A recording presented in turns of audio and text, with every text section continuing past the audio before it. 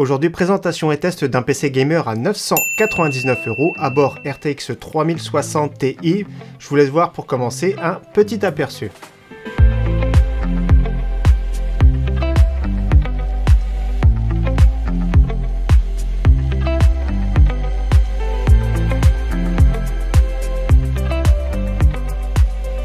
Salut tout le monde, c'est Flo et bien sûr j'espère que vous avez la forme, donc je suis super content aujourd'hui de vous présenter un beau petit PC à moins de 1000 €, donc 999 €, un PC, une configuration fait en collaboration avec PowerLab, donc c'est une boutique physique à Paris avant tout. Donc on essaye à peu près tous les 2 mois de faire une configuration, de vous la proposer, on échange par mail, on essaye le meilleur rapport performance-prix, donc un PC moins de 1000 € qui est assemblé bien sûr avec une garantie de 2 ans, donc dès à présent n'hésitez pas à regarder la description, je mettrai le lien de ce PC, je vais vous le présenter bien sûr, j'ai pris le temps de le tester. Donc déjà à bord, comme vous savez, RTX 3060 Ti, comme je vous ai dit. Donc déjà, c'est la moitié du prix, mais vous allez voir que cette configuration est vraiment super cohérente. Déjà le boîtier, je vous avertis tout de suite, il est disponible en blanc et en noir, donc pour ceux qui préfèrent. Donc un petit boîtier, je ne sais pas si vous reconnaissez, de la marque Bitfenix, c'est le Nova Mesh. Donc ce Nova Mesh de chez Bitfenix a un seul ventilateur à l'arrière. PowerLab va rajouter 3 ventilateurs RGB en façade, donc ils ne sont pas adressables RGB, ils sont juste RGB, ce sont des couleurs fixes. Je vais le redémarrer après, mais vous avez déjà vu des aperçus. Donc moi j'aime bien celui-ci parce que franchement c'est un boîtier relativement compact, qui est format ATX. Je vais retirer tout de suite la vitre en verre trempé pour commencer. Donc je vais coucher pour pas le casser. Donc déjà ce PC a été bien emballé, pas de souci. Comme vous voyez, il y a tout ce qu'il faut, c'est bien soutenu, même la carte graphique, etc. Donc là, il y a zéro problème au niveau de la livraison. Et donc, on va tout de suite parler de la vitre en verre trempé. Donc, c'est du 4 mm d'épaisseur, mais comme d'habitude, il faut faire attention. Pourquoi?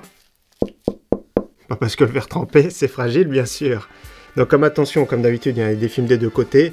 Je vais la mettre discrètement de côté pour pas l'abîmer, mais ce que j'aime bien déjà sur ce boîtier, c'est le petit contour noir ici sur le verre trempé, ça cache le châssis. C'est beaucoup plus esthétique que des vitres, on va dire, classiques, toutes basiques. Allez, je vous montre la config, on fait le tour. Déjà pour commencer, je préfère vous prévenir, le ventirad est une option, il est fourni avec le ventirad d'origine. Donc je vous montre les boîtes et les accessoires, déjà la petite pochette ici avec les accessoires.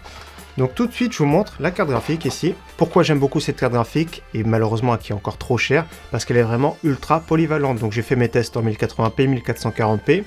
Dans certaines conditions également, on peut même titiller un petit peu la 4K, donc c'est pas vraiment sa cible, mais ça peut passer sur certaines conditions, sur des écrans 21/9 également, ça passe. Donc vous allez voir que les performances sont vraiment très bien. Donc déjà une carte graphique de chez Asus, c'est pas mal. La carte mère de chez Asus qui va bien aussi.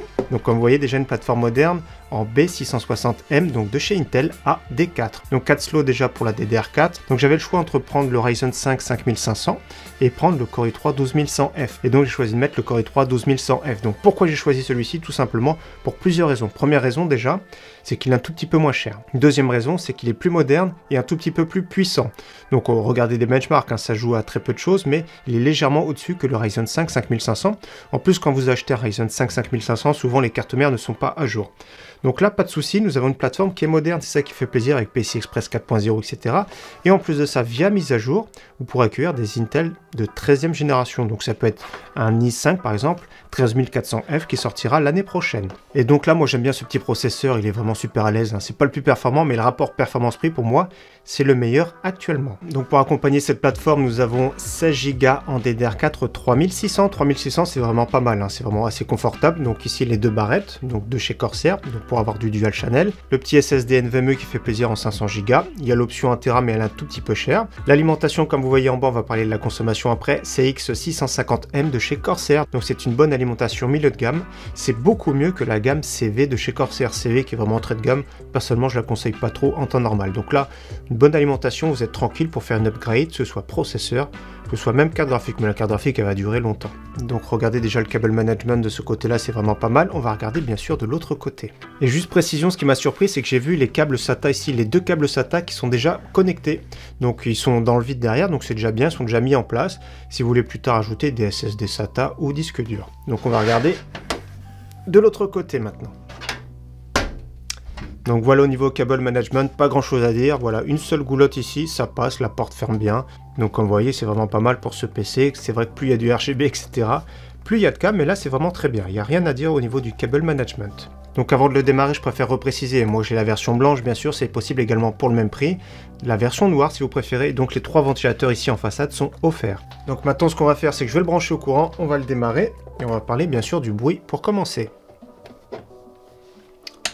Donc sur le 1 de l'alimentation, bouton Power, donc il y a un bouton LED ici sur la façade, il n'est pas attribué, c'est-à-dire que c'est le bouton Reset du coup. Donc d'ailleurs ce que j'apprécie c'est que tous les câbles ici de la façade, ils sont masqués. Moi ça j'aime bien, ils sont dans la partie arrière, ça je trouve ça beaucoup mieux. Donc regardez au niveau du bruit, je vais me taire un petit peu. Donc déjà au repos on est à 37-38 décibels. J'avance un petit peu pour l'éclairage. Regardez, voilà, c'est assez joli, c'est fixe. Donc il y a 4 ventilateurs, mais il n'est pas spécialement bruyant. En charge, il va monter un petit peu, ça va être surtout le ventirad. Donc paradoxalement, c'est le ventirad ici qui est en bonus, qui fait un petit peu plus de bruit, donc il peut monter jusqu'à 42 décibels. Donc regardez au niveau du look, c'est pas mal. Regardez ce ventirad d'ailleurs, il est adressable RGB, mais il y en a des pas mal, environ à 25-30 €. Donc n'hésitez pas bien sûr soit à prendre directement l'option, et si ça vous fait pas peur, rajoutez vous-même le ventirad. Donc au niveau du look, au niveau de l'airflow, tout ça c'est vraiment pas mal. On va parler aussi des températures. Donc je vais l'éteindre, je vais le mettre de côté, on va parler tout de suite des performances. Donc au niveau perf, comme je vous ai dit, j'ai testé sur du 1080p, du 1440p, j'ai testé avec des jeux avec benchmark intégré, c'est beaucoup mieux pour savoir, donc un échantillon de pas mal de jeux. Déjà pour commencer, n'hésitez pas à comparer, je fais le fameux 3D Mark Time Spy. On a dépassé les 10 000 points avec 10 321 points, c'est vraiment pas mal. Allez c'est parti sur Tomb Raider maintenant, Tomb Raider en 1080p, 131 fps. 1440p, 120 de moyenne. Far Cry 6, 116 en 1080p, 102 en 1440p. Horizon Zero Dawn, 126 en 1080p, 98 en 1440p. Cyberpunk 2077, nous sommes à 120 en 1080p, 95 en 1440p, donc sans DLSS, sans ray tracing, etc. par défaut. Ensuite, c'était Forza Horizon 5, 139 en 1080p, 127 en 1440p, c'est très proche. Ensuite, nous sommes sur Batman Arkham Knight, 195 en 1080p, 163 en 1440p. Assassin's Creed Valhalla, 99 en 1080p, 77 en 1440p. Anno 1800 en DirectX 12, donc c'est assez compliqué les benchmarks, ça fait plutôt un graphique, 150 en 1080p, 113 en 1440p. Donc tous ces jeux déjà en benchmark intégré, comme vous voyez, entre du 1080p et du 1440p, c'est quand même assez proche. C'est vrai que personnellement, moi j'aime bien le 1440p, surtout sur un écran 27 pouces, il y a de très beaux écrans, dans les 250 € avec des dalles IPS maintenant, voire des dalles VA, notamment celui que j'aime bien en dalle VA, c'est le Huawei MateView GT. J'ai testé d'autres jeux qui sont sortis, donc ça va être plus approximatif, notamment Overwatch 2 en élevé, donc 1080p élevé, environ 120 fps, c'était pas mal, c'était vraiment super stable, donc je pense qu'il y avait un limiteur de fps. Fortnite en mode performance avec les distances en élevé, j'étais environ à 225 fps de moyenne en 1080p. Warzone en mode optimal, donc j'ai laissé les réglages qu'ils m'ont proposé, 95 fps de moyenne en 1080p. J'ai testé Apex en réglage élevé, on va dire, donc j'ai essayé de faire de l'élevé, 1080p 230 fps de moyenne, donc c'est vraiment très bien, tous les jeux comme vous voyez, avec ce PC zéro souci, ce Core i3 déjà se débrouille très bien, et cette carte graphique bien sûr très polyvalente. Au niveau des températures du processeur, avec ce ventirad maximum 64 degrés après les benchmarks, au niveau de la carte graphique, excellent, il n'y a rien à dire, 72 degrés dans ce boîtier, avec un hotspot à 83. Donc au niveau température zéro souci, au niveau du bruit c'est très correct, comme j'ai dit, je pense que c'est le ventirad ici, Ximatec qui fait un petit peu de bruit. Au niveau consommation, en pic, 300 watts. Donc 300 watts c'est vraiment top, sachant que l'alimentation 650 watts, donc pour une upgrade future, zéro souci. Donc au niveau performance, ce PC est vraiment très bien. Au niveau du prix, personnellement, je trouve qu'il est vraiment super bien placé, parce qu'un PC 1000 €, déjà c'est un budget très conséquent pour la plupart des gens.